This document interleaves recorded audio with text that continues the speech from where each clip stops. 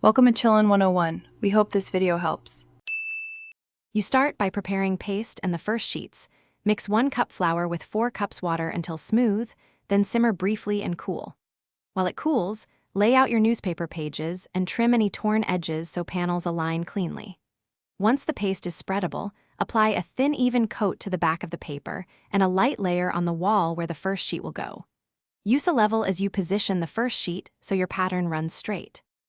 Once the first sheet is fixed, continue by overlapping subsequent sheets about 1/2 inch and staggering seams to disguise joints.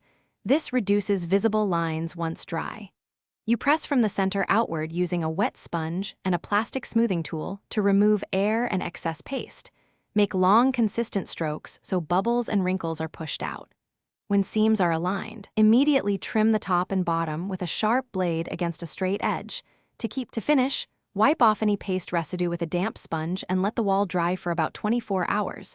Drying evens the paper and sets seams. If a seam lifts, gently lift the paper, apply more paste under the edge, then press and smooth again. That fixes adhesion without replacing the whole panel. If a panel rips or misaligns, cut a matching repair patch from remaining paper and paste it into place. Make sure to feather the edges so the repair blends in visually.